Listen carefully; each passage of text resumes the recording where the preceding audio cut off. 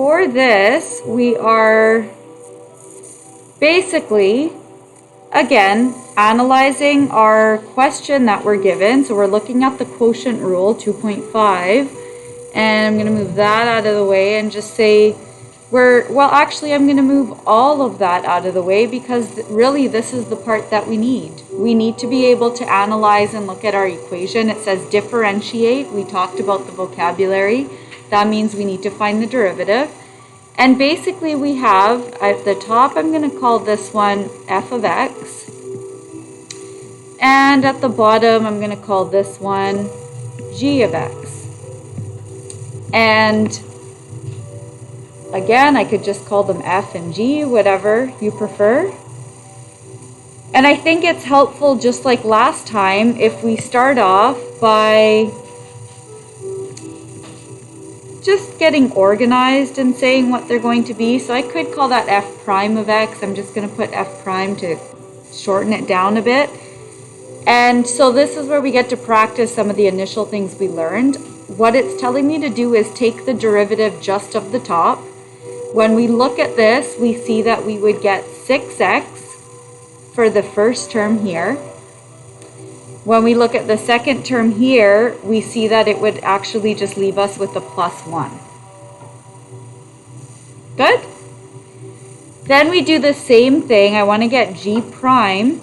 So I would take a look at the bottom part here. I take the derivative of the first term, and I find that it's equal to 2. And then the second term is just a constant, so I have nothing to worry about. My derivative of the second part, or of g prime, is just 2. So I like to do that right off the bat so that I can be clear on what I have. In fact, to keep it consistent, I'm going to get rid of the function notation. Let's just get to what we need out of this. You know what it represents if we're writing it in full form. And then let's get to simply plugging it into this formula, which the hardest part for me is just the color coding, but I can do this. So I take a look at my formula here, and it says f prime of g is the first portion that I'm interested in. So I'm going to take this first portion here. So I'm going to say I have 6x plus 1, and then it tells me to multiply that by whatever g is, and I can see g from the bottom portion here is 2x plus 3. So basically, I just took care of this part. And then I see in my formula, I have a subtraction symbol, and then I'm looking for just the original function, f.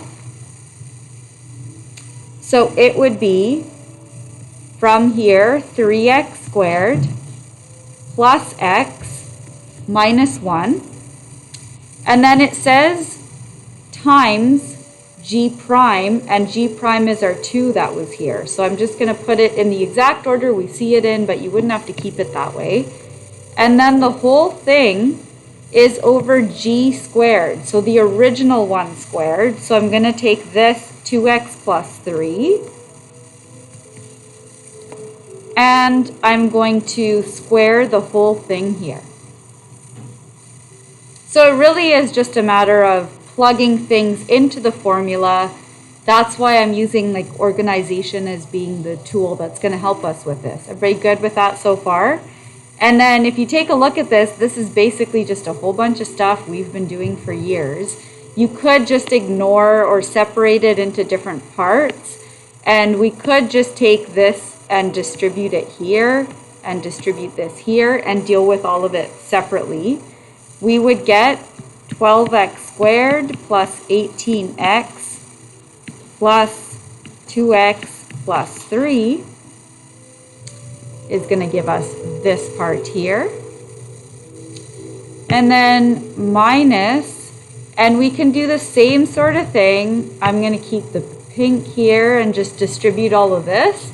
And when I distribute and multiply that 3 out, I'm going to put brackets here. I actually noticed a few people, I guess it would have been the other class last week, that are forgetting little things like this. Like, I know you all know this, but put the brackets there because that's going to impact everything afterwards.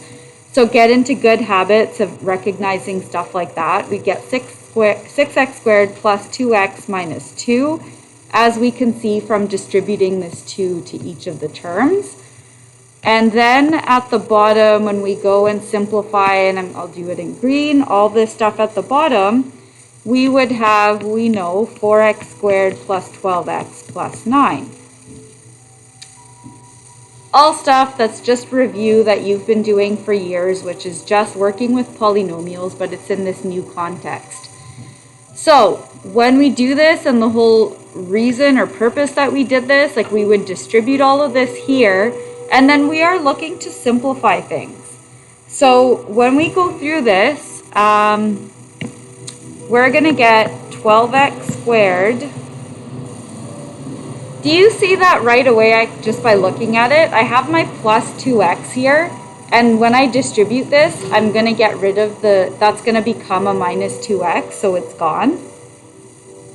Similarly, if I take a look at it, I have, I have 12x squared here, and I'm going to subtract from it this minus 6x squared.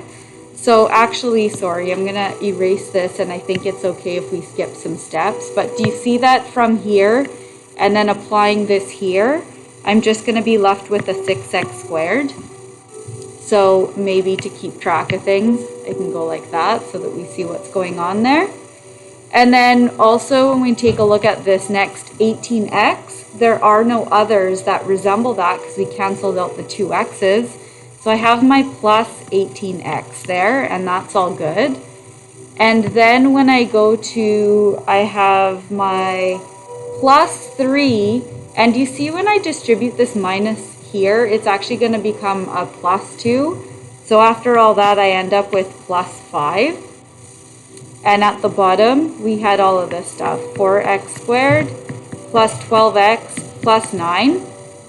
When I have something that is in this sort of setup, I would look to see if there's any way that I can simplify anything. So I'd look to see, can I factor and cross out similar factors top and bottom? And if we can't, then this is how we would leave our answer. But let me tell you this. What we are doing right now is practicing the skills of applying it into that formula. But as you've noticed, even from the work you've already done, in most cases, they'll say, find the derivative when x equals minus 1, for example. So you'd be able to plug it in and get a nice whole number or a fraction, and that's what you would be doing with this. If not, you would leave it in this form because you know that eventually you would be using numbers to plug in to figure out what the value is. So there's your assignment, page 95, 1 to 4, 6, and 9.